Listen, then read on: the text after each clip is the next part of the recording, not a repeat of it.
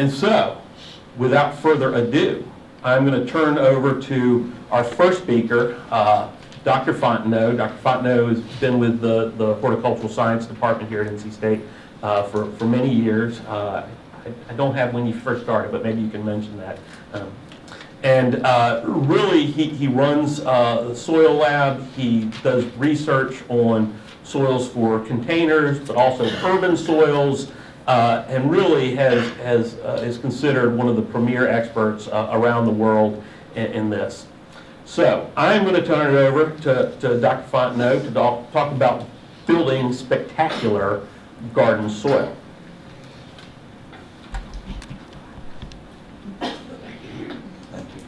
Thank you. Thanks, Mark. Gotta put this on. All right, can you hear me? Yeah. Ah, okay, good. Good. Thank you, sir. Oh, thank you.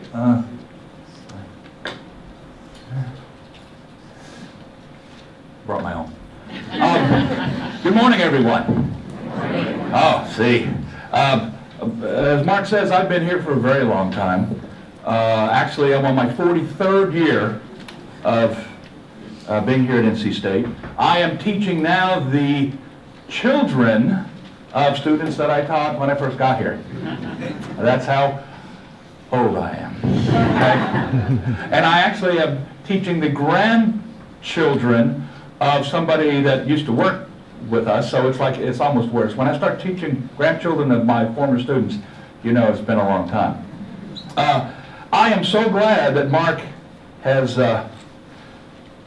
decided and told you that the most important thing you could ever do is to have good soil in the garden. And the key for your success in gardening is ultimately going to be on soil. You know, they say about farmers grow two things. They grow crops and they grow soil. And that's where they make their bread, so to speak. There's a real issue here in that it's also the bane of most of your existence is going to be soil. If you've got a great soil, you can grow anything. And if you don't have good soil, you struggle with it all the time. Now, in North Carolina, we are blessed in being able to grow lots of different things. We're sort of the transition between northern things and southern things, sort of right in the middle. So we have an opportunity to grow almost anything when it comes to that. All right? Mark mentioned J.C. Raulston. And this is what he looked like in his later years, but I've known J.C. Raulston since 1973. Yeah, when J.C. Raulston looked like this. We all did, remember? Okay, in fact, I have the distinction of being his first graduate student. Not here, but at Texas A&M where he was in 1973, and then in 75 he came here, and then lo and behold, after I finished up my Ph.D., he said, you need to come to North Carolina State. So I came up here, and so I've been dead ever since. He was my mentor, and he was the first person to introduce me to the concept of urban soils. Of saying, no, it's not the same as what you're doing, what the farmers have. It is something different. All right? So we've known about this for a while. Now today, I will tell you that it's not terribly difficult to do it, but you've got to do something different than what you probably are thinking about. Okay, let's talk about soils. If you look at the soils in the United States, the Soil Conservation Service has done a marvelous job over 100 years of analyzing soils. And they analyzed soils in every county and every state. And there are 33,000 different kinds of soil in the U.S. Okay? In North Carolina, in Wake County, how many different kinds of soil do you think we have? How many? 10. 20. 25,000. I love your enthusiasm, but no. There are 22 distinct soil types in Wake County. This is Wake County, and of the different changes in color are what's in there. And I will tell you right now that the soils that none of you have any of these soils. Not a single one. You don't have soil. We have red clay. Yeah, exactly. Okay? All right. Why? Okay, if you were to dig down into a soil and look at the profile, so to speak, this is what you see. The crops on the top, there's a little organic matter here. This is the soil, the A horizon. All right? That's what you plant in. That's what farmers are using. That's what's growing your food. That's what's doing all the good work. This, the B horizon, is not that.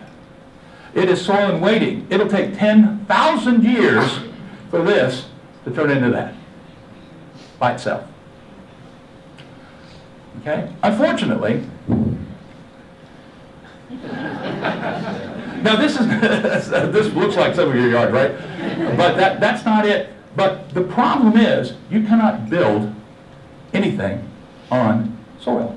It doesn't support it. So what you have to do is move it away and build on the under stuff, the B horizon. You have to compact it. You have to do all those terrible things to it just to put construction up. So what happens, say if this is a soil profile, this is great soil, and that's the B horizon, that's called the subsoil. Okay? Subsoil, bad. All right, soil, good. But what they do in a construction is the first thing they do is they scrape it away. They move it away because they can't build on it, they can't compact it, but they strip it. But then what they do, in general, most contractors will sell it because they make money on it, and they have to pay, they don't get paid necessarily for the whole job until they kind of get done, so they can sell the topsoil and people to other companies, and so they make some money. So the topsoil that you had in that wonderful piece of property is gone. Then they may put topsoil back. They may put some back. Many times they don't.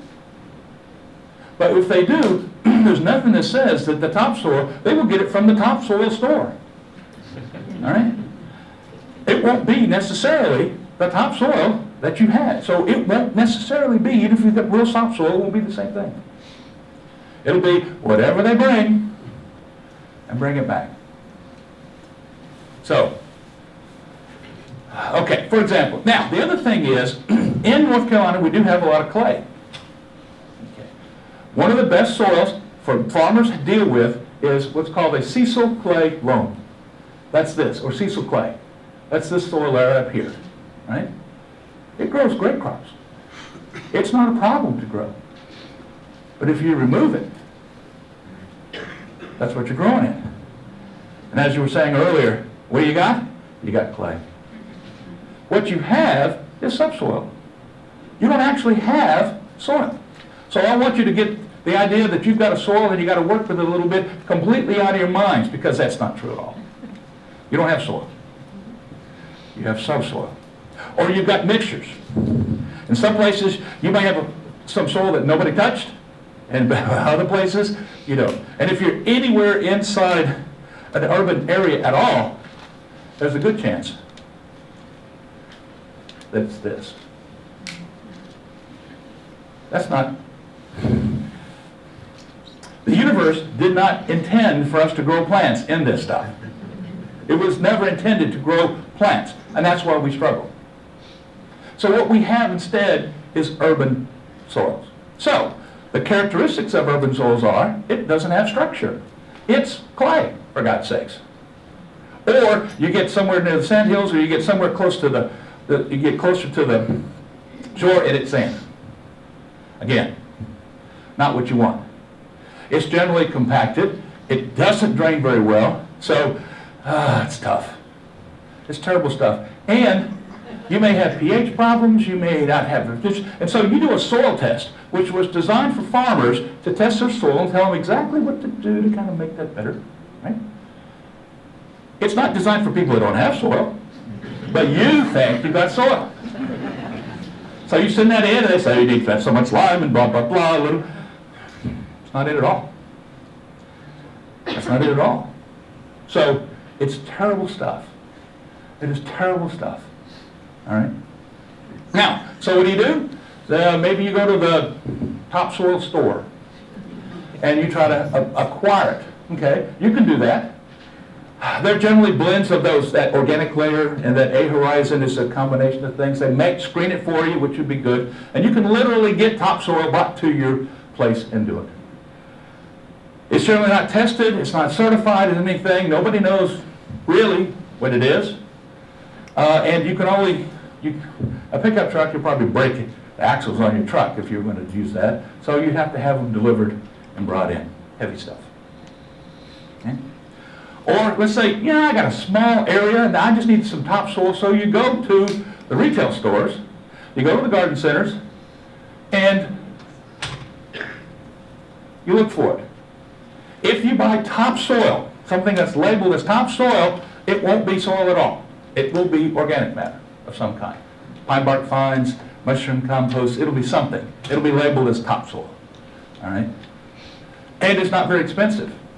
There's not a bit of mineral soil in that stuff. Okay? And here's how you can tell. Okay? Here's how the easy way to tell whether what you're picking up is soil or not. Okay? Retail topsoils, or these things, organic matter stuff, is 12 pounds a cubic foot. Okay? That's what it weighs. Real mineral soils, 80 pounds a cubic foot. So a 3 cubic foot bag of real native topsoil, 240, so if you can pick it up, it ain't soil. No, it's just not. All right? So it's like, oh man. So they're not selling me the stuff. Now, the good news, there's two important things that you need to know about today. One is that you ain't got soil. I don't care who you are or what you've done, you really don't have, or you got a mixture of not soil and maybe a little bit. But the good news is, the second thing is, we can build it. We can make topsoil. And making garden soil is really what you need to do. Okay? So we can build what I would call amazing garden soils. And in your gardens, you can designate those areas that you're going to do that in. And frankly, if you do it right, it will be better than the actual native soil that was on there to start with. You can do a better job if you build it. The biggest mistake people make as they garden, one of them is, they think their soil is kind of okay, and they adjust it a little bit, and then their things don't grow, and they go, well, maybe I need irrigation, maybe I need, What they need to do is build soil.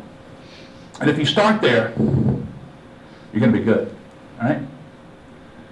So the question is, how do you do that?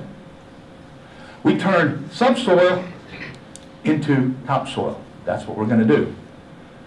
And the other thing about that B horizon, that subsoil area, there is not a single bit of life in that stuff. Critters don't live there. There's no earthworms 6 feet down. They're not there. If they are, they're lost.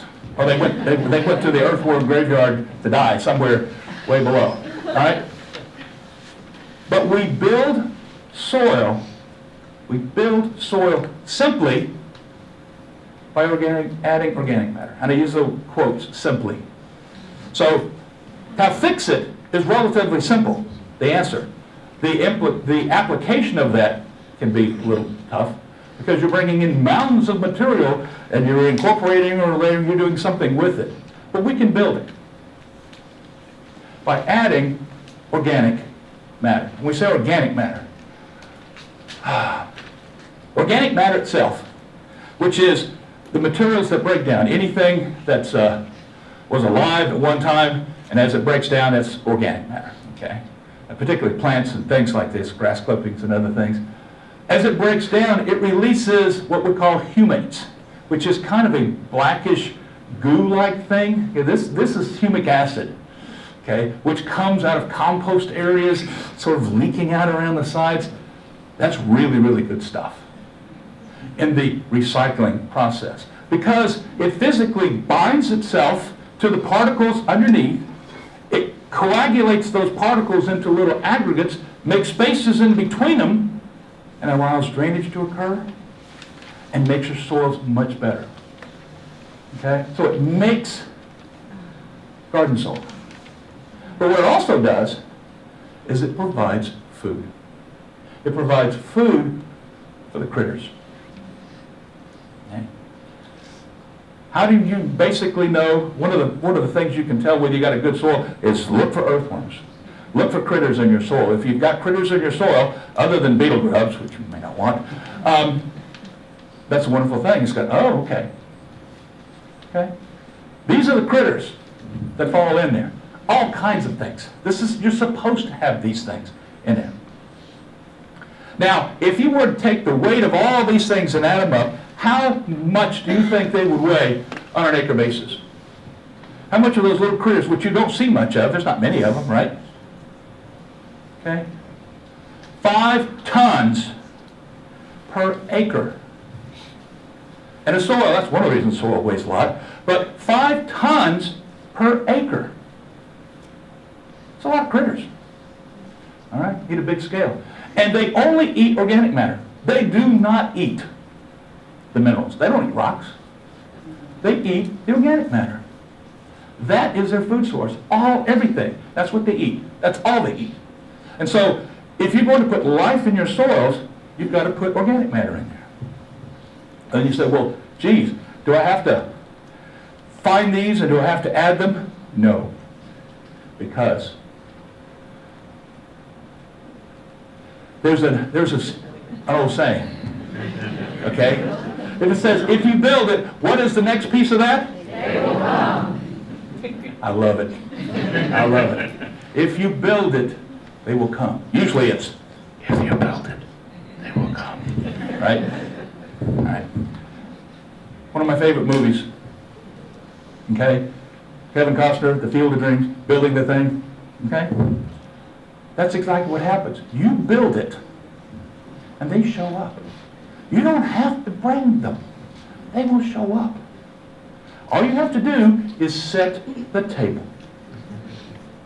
You set the table, and they show up. All of them show up. So, in a way, people think, well, I'll get this magic elixir stuff, I'll get this special stuff, and I'll put this in, and it's got all these things in it. You don't really have to do that. You just put organic matter in the soil, and it will do it. Now, when we say organic matter, what are we talking about? Okay? Well, those topsoils that are available, not the mineral stuff, but the stuff, the retail stuff that's all just organic matter, work.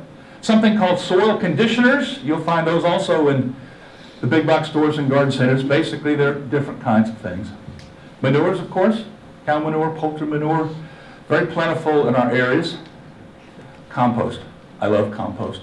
I love really wonderful, terrific compost. Nothing better to put in your soil than wonderful, terrific, fantastic compost. And about 10% of the people who call things compost in this state actually make compost. According to the National Composting Council, okay, there's certain things you got to do, there's a certain procedures you got to follow, and most organic matter just gets piled up, it heats up a little bit, and then they shovel it into things and sell it to you. It's still organic matter, but it's not compost. I'm not saying it's not a good thing to use, but it's not quite the classic compost. And what you think you're getting, you're not, because there are no real legal restrictions on what they call it. There's not. So they'll call them compost. Okay. So you can get compost for $2 a bag, or you can get compost for $10 a bag. Some are really compost. Now the other thing, of course, that you can do is plant residues of different kinds. Grass clippings, okay, fall leaves are a good source of it. Yard trimmings, all right, for cutting up in your yard. Barks of some kind, pine bark, hardwood bark, things like this. And then wood chips. Now when I say wood chips, it's a little bit of a misnomer. It looks mostly like wood, but it's maybe arbor chips when they grind up the trees and from the truck and they throw it in the back. It's a great source, but usually there's limbs and leaves and things like that in them too, unless it's middle of winter and then there's not. But all of these things are available. Peat is available if you want to put that in. There's a number of different things that you can use. And the good news is they all work. Every one of them. There's not one that's better than the other. There's some that are faster in breaking down than others. But if you put organic matter in your soil, you will make it better. So part of it is where sources are available to you and what can you do. So, The other question is, if we're going to build it, where are we going to build it? Are we just going to take our entire yard, or our entire, if you're European, the garden area, which will be all your whole yard? Or are we going to put them in beds? Doing it in your entire yard is kind of a daunting thing, because that's a lot of area and a lot of room. Maybe, if you're new to the area, or if you're just getting into gardening, starting, I would recommend putting them in beds. Designate specific areas that you're going to fix. And so you can fix some now, and then you can next year fix a few more, or you can change it later. But you define an area that you're going to make good soil. And you can do traditional beds, like this for flowers. You can do say a garden patch, where you're going to maybe grow vegetables and work with it. Doesn't matter, but define the area in some way, and then work to fix that area. So it makes the task of doing this not like, well, I got to bring it and put it everywhere. Right. The other thing that we see today, more so than 20 years ago, are people are defining their beds more in raised beds. They are, now some people have given up doing something in the soil, but you can still make that if you incorporate the organic matter. But they're putting them more on top, or they're putting sides up, and which better defines those areas to garden. Whether it's vegetables for that, or whether it's ornamentals and vegetables or combinations, defining your area in some kind of defined system like this makes it simpler. In my case, it makes it simpler. I'm going to work on those, or this area, boom, boom, boom, boom. I'm not going to do everything, and then you're tromping around all in the field. It's not quite the same thing. You define where you're going to do it. It makes it simpler. Okay? And today, more people are interested not in plowing their entire fields and turning the yard into this whatever. They're interested in these bed areas, what they're doing, whether it's raised or not. But you can make raised beds out of a number of things, and we'll show you a little bit. Okay, so an organic matter source, we define where we're going to put it. How far? How much? Where do we put it? What do we have to do? Well, it depends. And it depends on what you're growing. All right? As far as what you need to do. So, a caveat, one thing you need to do is do not be fooled by the turf. Not that turf is evil, I don't believe that, but don't be fooled. So you see this, how many times you've driven around, you see your neighbors or lawn, and they're just great, beautiful grass areas, said, man, the soil must be really good. No, my friends. No. How much soil does grass need to grow? 3/4 inch. How much soil? Soil on a parking lot. This is literally concrete that it's spread out on. They're mowing it because it's growing. The only thing you need to grow turf, as an aside, being a little hyperbolic, but not much, is water. Now, if you're going to seed it, you got to have something to seed it into. But if you roll it, get some sod, you roll it out, you can do it on your driveway, and it'll be beautiful. I'll guarantee you. So don't let grass fool you, because grass doesn't really need any, or it needs very little. Okay? So don't be fooled by the grass, because, well, let me back up. So you could have what looks like great. This has been amended and worked, so it works well. This really hasn't, but they can still grow grass. If you've got irrigation, you can have a great lawn. And if you aerate it once or twice, or once a year for 3 or 4 years, that's about all you need. You can grow all the grass you want. I don't mean to simplify it for any turf people, but it's not an indicator of good soil. Okay? So, if you're growing grass, you just need 2 to 4 inches of soil. Not much. If you're doing annuals, color of some kind, you need a little deeper, because it basically is root system depth. 4 to 6 inches if you're doing annuals. If you're doing shrubs, little bigger things, maybe 6 to 10. These are sort of not magical numbers, but that you need more. And if you're doing trees, you need more. Okay? And Dr. Fair will talk about planting and different things like that when it comes to that. But if you're going to make those soils, then you're going to have to just choose the depth in what you're doing. Okay? So, amending everything so that you can put trees or shrubs or anything in it, be kind of tough. But if you have a bed, you can amend it to whatever depth you want, and then you can adjust, anyway, I don't want to say planting hole, I don't want to get into Barb's stuff, but you can adjust it based on that. Right. If you're growing vegetables, you need somewhere in here. Not. But it's not the same. It's not the same. Okay. How do you, okay, if you're going to do that, you've got two options. Now this is where it gets, the quotes come into play. Because you've got to do something, you've got to put it onto or in the soil. Here, incorporating, right? Incorporation is the traditional way to do it. You till in, you spade in, you fork in the organic matter, all right? You can do it by hand, and I am so jealous of people that can still do that, okay? But early on, I decided, being kind of a soils guy, I said, I'm going to get a tiller. And I was all my neighbors' best friend, okay? The only thing better than owning your own tiller is having a neighbor that owns a tiller. Right? Because a tiller you use 2 or 3 times a year. You get it out, you warm it up, but it's like, oh yeah, you run the tiller. So you can do it by hand or you can till it in. Either way, it's incorporation. The tilling action breaks up the clods and improves your drainage just by itself when you add organic matter. The organic matter will build the soil, which takes a little time, and feed the critters. So you incorporate them, it does a great job. It does take patience, fork the things, or to put it in, or it takes oomph to get it done. This is the hard part. Soil's heavy.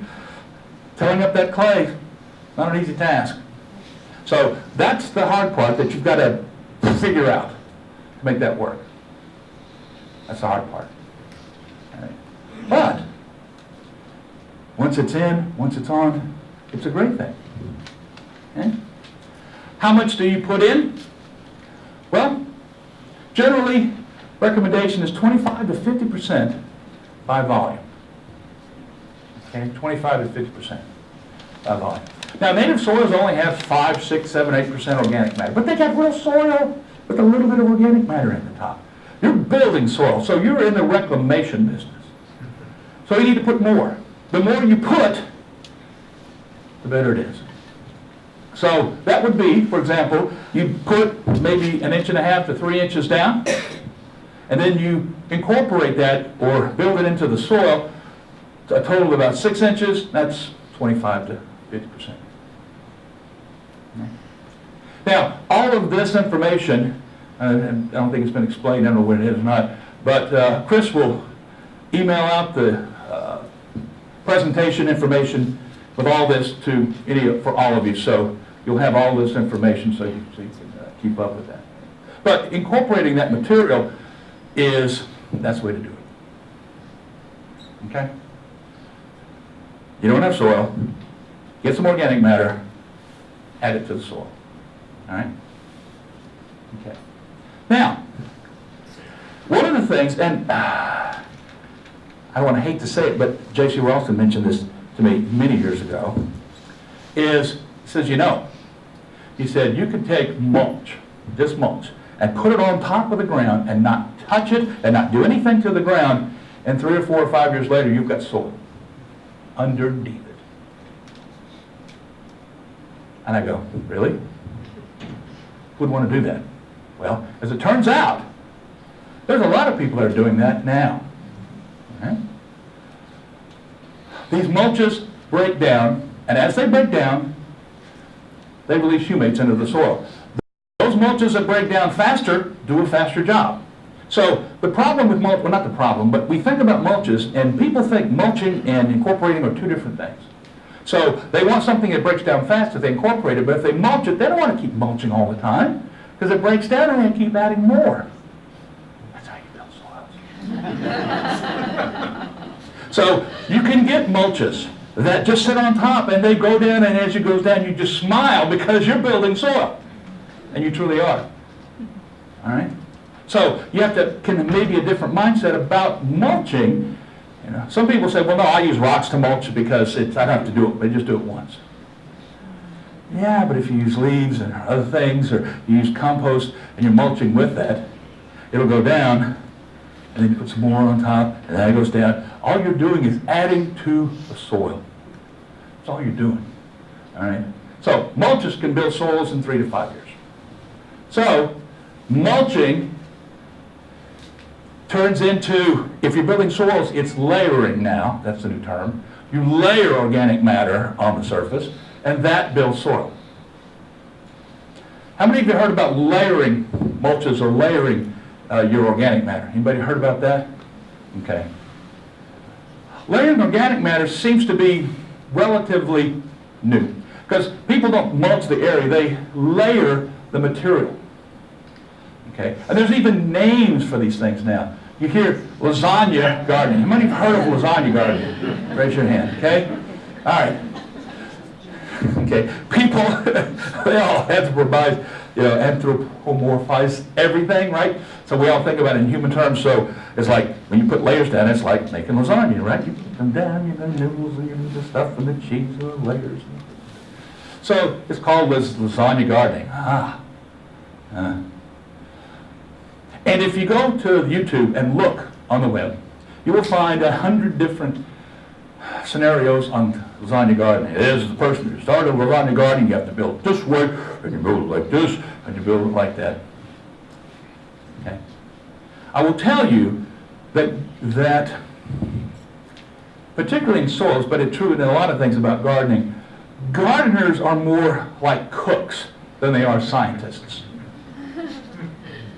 Okay? They're more like cooks rather than scientists. Right? So you see a cooking show, and they say, oh, this is how we do this, and I do it like this, and this makes the perfect thing. You don't say, oh my God, that's the only way that this can possibly be done. And that's wonderful. You don't do that. You go, oh, that's interesting. And you take that, and what do? You change it up a little bit. You add the things, you change the stuff. And that's the way this stuff is. You'll hear people tell you got to do it like this, and that's not true. There are principles involved in that. There are ways to make that happen. Okay. But don't believe there's only one way. If somebody says this is the only way to do it, I love back to Eden gardening, I love lasagna gardening, I love this, they say, okay, fine, I'm glad you do. But they're cooks. They figured it out, they got something that works for them, and God bless them, that's wonderful. But it's up to you to kind of work with that. Another thing is sheet mulching. Anybody heard of sheet mulching? That's basically putting a layer of mulch down, maybe straw, and then putting a layer of chips on top of that, and a layer of manure or something on top of that. Sheet mulching is kind of the same thing. You can layer in these beds, or you can layer without the beds. Okay? But you make an area where you've built this up and defined where your new amazing garden soil is going to be. And you can use what they call wood chips. And it's like our arborist friends, the wood chips are generally not just chips of wood, because we do a lot of work with wood chips. Wood chips are used for fuel and making paper and stuff like that. That's a completely different thing than arbor grindings that, they've got a tree and they put it in there, because there's branches, there's leaves, there's all kinds of things that go in there. So there's green and brown that go with it. But it's organic matter. So layering is generally done on top of the soil. It is generally not incorporated. You can put different layers in and incorporate it if you want to, but you basically put a type of organic matter in and incorporate it. If you want to layer it, you can do it right on the surface, and that's kind of where some people get better. They like it because they don't have to till. You just spread some stuff out, and you've got the instant thing going.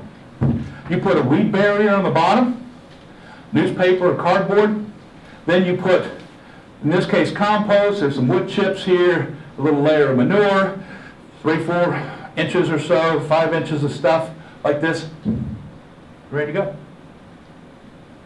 Let it sit. Okay. way to layer.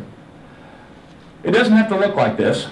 This is lasagna gardening. These are, you see, there's green and brown layers, green and brown, then with a little peak in the middle and green and brown layering. And okay, fine. You can do it this way. But you don't have to do it all quite like this. Layering is simpler. See, here's the wood chips that we've mentioned before. And this is, you can actually, you can get an app on your phone, designate a spot where you want them dumped, and an arborist will come and dump it in that spot for free. No cost. Those guys over there, yeah, they would love to do it. Because they have to pay a fee every time they dump it. But they don't if they dump it in your spot. So you can see the leaves and things like this mix along with it, and they dump it. It's a little bit more problematic, but it's like anything else you get dumped in your area. But you can get it. And they work fine. Okay, so here's more of a generic way to layer. Okay? You put a weed barrier down because you don't want the weeds to grow. Once you get the layer built, then nothing grows up through there. But the weed barrier literally stops it. You can use newspaper or cardboard are the two most common. I like to put a little bit of compost down first because you get them working from the bottom as well as the top too. Because it will degrade that and it'll be gone after a while. Then a compost which is more nitrogen rich. Okay, if you do wood chips, it's one thing, but the grass clippings, leaf mold, vermicompost, I love vermicompost, all that stuff. Mushroom compost from old mushroom systems. We tend to have that's a little more north than south, but sometimes you'll find it. And then the mulching things, okay, on top. So you can take one kind of organic matter and put it in, incorporate it, or you can layer stuff and do that. The difference is time and what you're doing. Okay? You can layer these things like this. Okay? You see the cardboard down and they're putting it in on with borders or not. It doesn't matter. You can be raised up a bit and they look great no matter how you do it if you're doing layering.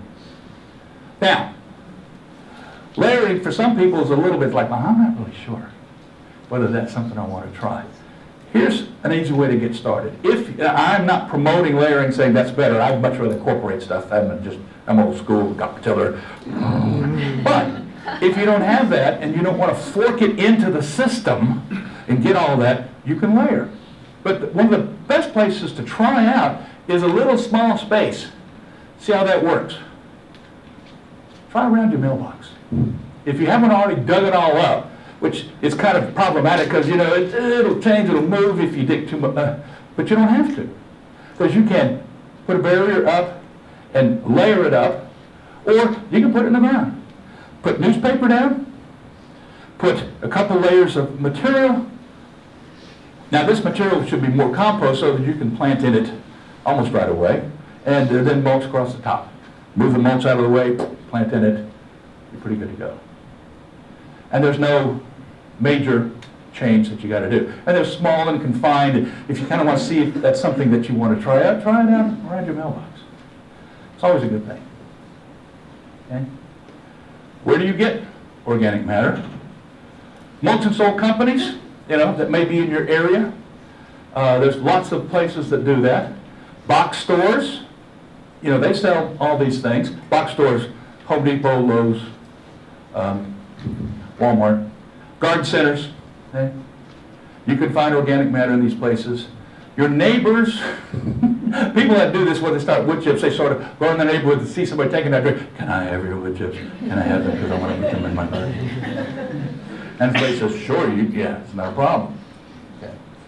The arborist, I find this interesting because the Chip Drop is an app, and if you say free wood chips, Google that, you'll get several different options of that. And you punch in where you are, it'll give you your GPS coordinates about where this is.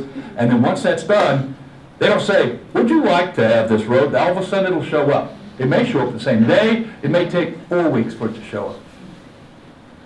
But there's sites that people can dump stuff. The closer you are into town, the faster that happens. Simply because further out, there's not as many homes and there's not much room. So But it's easy to get it and then to get it work. Now, the issue is speed, incorporation versus layer. If you incorporate, it's much faster. Breaking up the soil, adding the organic matter, I would break up the soil first, add the organic matter, and then incorporate it. Two-step process. You can do that right before you plant. If you're using your soil, your clay, and you're breaking it up, you can do that in April, put your garden in, and you're off you go. Then, you want to add mulch. You want to add mulch every year. What you're doing is building better soil each year. All right? Now, you can layer. Layering is a little more tricky. It is not tilling, so you don't drag into the soil. Frankly, though, and some people like the no-till side versus the tilling side. Frankly, in a garden area, in the 400 square feet you got, whether you till it or not, you're not saving the planet or the soil or anything else by not tilling. If you've got 1,000 acres of corn, then sometimes you don't lose as much soil away, but they have good soil, they're trying to keep it. You gotta make it. So putting that organic matter in, whichever way you do it, but it's a lot of work. So maybe you don't. Now it takes longer. So we generally do that now. We generally do it in the fall is the best time. You get it in, you set it up, and then you let it work. The only thing you have to add, no chemicals or anything, but you do have to water the layers down, wet them up, kind of get that started, and off you go. Okay. So you generally don't do that because if you got these layers of things and then you plant directly in it, that's a little tougher. So what you want to do is build it. So you could say, for example, if your significant other said, we need to do some work in the garden, you said, okay, I'm going to build soil, and then you put the stuff out, and then you stop. And said, well, I got to build a soil first, and that's going to take a year or so. It's like you're off the hook for a while. You get your beds designated, you get them set where you want, you put your things in, you get them going. Next year. Now, 1 year doesn't make the best garden soil, but it's a start. Year 2, and year 3, and year 4, and you make better soil every single year. And then you can put anything in that, and provided that you know what the hardy zone level is on the plants that you're putting in, and you're not putting in something from Florida here that's going to die when it's 40 degrees. Okay. But that's what the Arboretum's for. You can figure it out, find out all you need to know about what plants are suitable. But if you want to grow food, nothing better. And you still mulch this. And sometimes it's just mulching, and then after that you're just putting more on the top as it goes down. It's a wonderful thing. Building spectacular soil. All right? The better soil you build, the more effort you put into the building, the better off you're going to be. All right? So there are 1,000 ways to do that. And so if you have any questions about how that works or what the deal is, I'm happy to answer them. Thank you.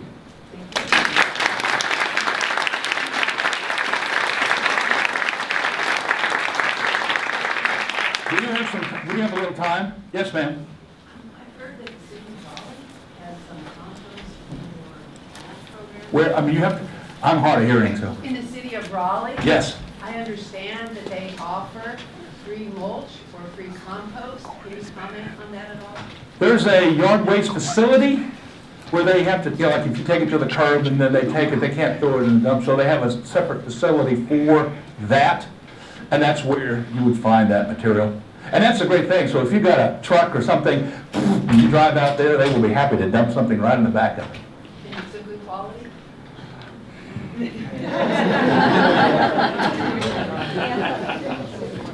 They're not, I helped Mecklenburg County, where Charlotte is, develop their yard waste facilities and materials and how to sell it. And basically, they put them in rows, they grind them up, they collect them, well, they grind it up, they put it in rows, and then after a while, they screen it and sell it. Okay. So it is good organic matter. I wouldn't call it, it's not a compost facility, it's a yard waste facility, but it is a good source of material. Sometimes you get bigger pieces and smaller pieces. So, but that would be one of the places I'd go, certainly to do that. Yes, sir. Can you touch on soil pH, fertilizers, and peat moss? And the effect of peat moss on those things, or? Yeah. Okay, well, if you can add traditional materials like peat moss, which is one thing you can add. Peat moss is very acidic, pH around 3 to 3.5, 4. If you add peat moss to your soil, it makes a lot of noise, that's irritating. It will lower the pH. What lowers pH in general across the country is rainfall. The more rain you have, the more acid your soil is, and we have plenty of rain around here. So we tend to have to add lime to bring our pHs back. If you're anywhere between 6 and 7, 7.5 in your soil, you're probably okay, unless you're growing ericaceous things like azaleas, rhododendrons, calmeas. Then you need to be much more acid. So if you've got some of your soil or beds and you want to grow azaleas along with tomatoes, you really don't want them in the same place. So, yes ma'am. Could you just address, you have a clay soil, you're going to work on the soil, and you say, add sand, add, put a layer of gravel down. Could you just give us I feel like you're making concrete, but. You don't need sand. Sand is either sand, silt, and clay. Clay is very small, silt's almost the same size, sand is really big comparatively. You add sand to soil and it does drain better. But what you want to add is organic matter instead of sand. Sand does help a bit, but you've got enough rock in there. What you don't have is the organic matter and the tilth. So in my money, you're right, I wouldn't waste my money on adding sand. Sand's pretty heavy. Yes, ma'am. So you talk a lot about mulch. Does it matter if the mulch is treated or has a color to it or chemical in it? Is that gonna? The question is, what about mulches and about treated color and stuff like this? Coloring does not affect the performance of the mulch at all. Okay. The material itself can. If it's made from ground up pallets, then it depends on what was on the pallet. Where we run into problems is if somebody has taken in old fencing. The problem is if it's pressure treated. Right. You don't want any pressure treated material in your yard. I mean, you do as posts, they're great, but you grind it up, it releases arsenic, cadmium, and copper into the soil. It just comes out. It's terrible. Okay, and that's bad news. So some companies that grind pallets will take in old fences and they should separate them, but if they don't, then you can run into problems. So, but treated mulch, like colored mulch, red or whatever, the color makes no difference at all as far as its performance. Yes, sir. If you have an abundance of wood chips and you till wood chips in your soil, are they going to be sitting in there for 5 or 6 years before they're decomposing? No, they'll start decomposing because they're in the soil. Yeah. They don't decompose faster on top than in the bottom. They decompose just fine in the bottom. And in fact, as you build things, the critters will eat it. In fact, if you layer your soil, what you do is you get a little bit of soil the first year, you get a little more soil the next year. If you incorporate it, you're working on that the whole time. So incorporation, for my mind, is a faster process because you're putting the food right next to the other things. Yes, ma'am.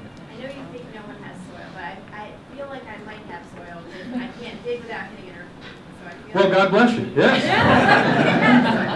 So would there be a benefit then to doing the testing to find out what's not there and documenting, or would you still just? Oh, I'm not saying you shouldn't do soil testing. I'm saying soil testing won't fix subsoil issues. If you've got, and the thing I look for is it dark color? Is it fairly friable? Does it have a good earthy smell to it? And are there earthworms?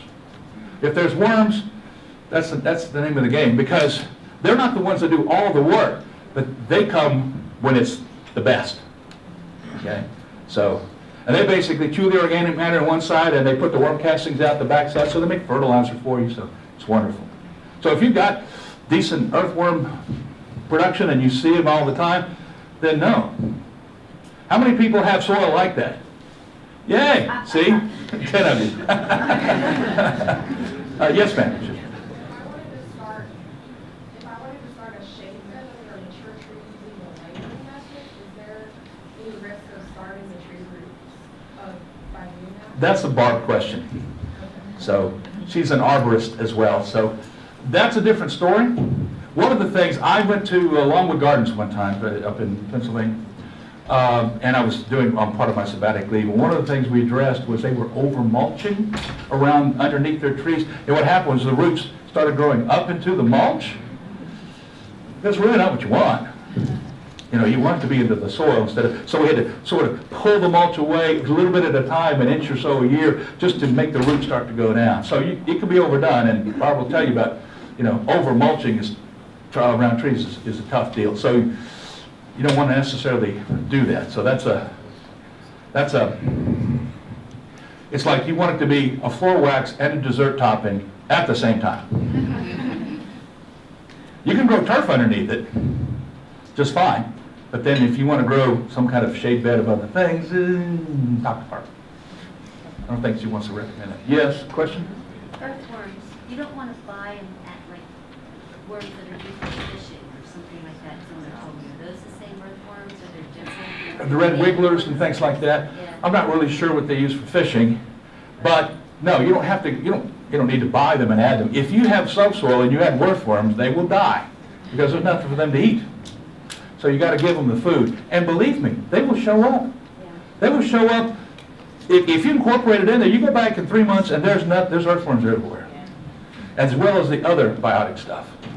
I have a question about like home composters, because I was looking yesterday and they seem so little and dinky. So if you have a big yard or whatever, so do you recommend any particular type or just build your own?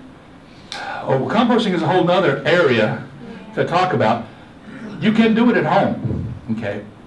Typically, if you have a small space and you want a little bit of compost to top dress your stuff with, then you can deal with that. Working with municipal composters and home composters, home composting fails more often than the municipal stuff does. It just isn't big enough. It dries out too quickly. There's issues that cause things to happen. And I'm not saying you shouldn't compost your stuff at home, but I see more failures at home than I do otherwise. Now, if you've got material and you want to compost it in top dress or do a little mulching, that's perfectly fine. What I like to do, instead of using small ones, maybe 3 bins, about this big, make them out of crates, about this size, and this size, and I put all the stuff in one, and when I fill it up, I'll turn it, put it in the second one, and I'll fill the stuff back in. Then, when that one's done, I will turn that over to the third one, and then I'll refill it. And then I will use the third bin for my garden. Takes time, but you can go other places and get composted. Yes, ma'am? Is there any danger of adding too much organic matter into the soil? Well, as my mother used to say, too much anything's bad for you. And composting, yeah, if you layer that much compost and you're going to work on that, you can put that much compost up, but sometimes, if there's too much grass clippings in there, you can have anaerobic conditions occur, and you can end up with pH changes that you don't want, and you can end up with acids and things happen. So it's possible to do that, but if you're layering, as long as your layers are about 4 to 6, 7 inches tall, in incorporation, 2 to 3, 4 inches, and then till it in as deep as you can, you won't have any issue with that. And mulches, though, is where you tend to get issues with too much mulch. Yes? Are pine needles okay for your vegetable garden? I have pine. You're going to have to speak up, I'm sorry. I have pine trees right near my vegetable garden, and Mhm. in winter they shed.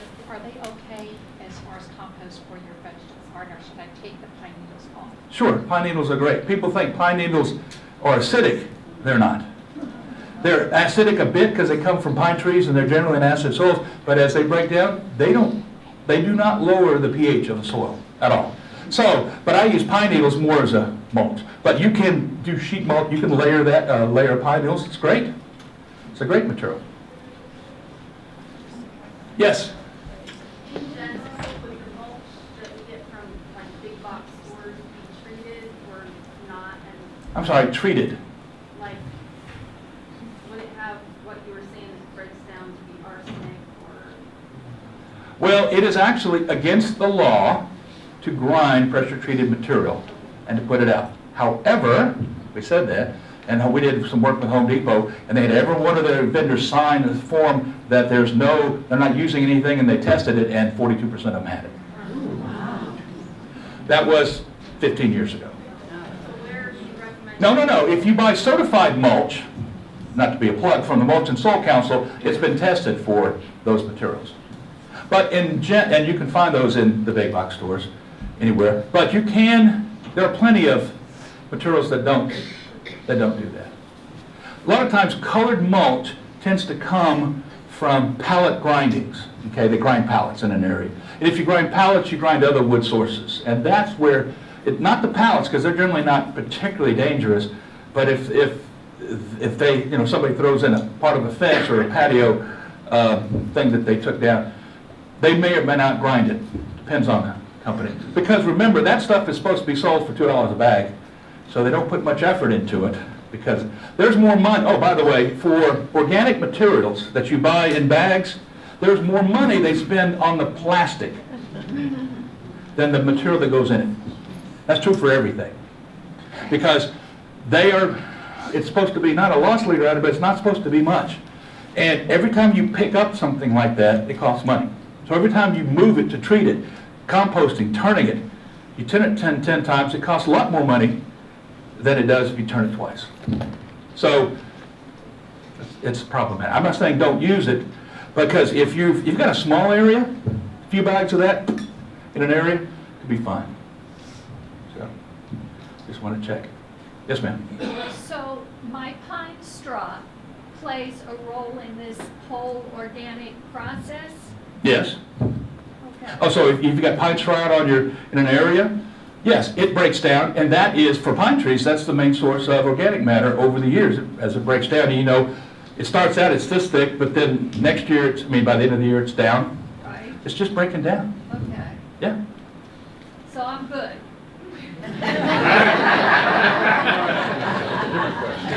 I'm sure you are. Dr. Fonteno, great hand. Thank you.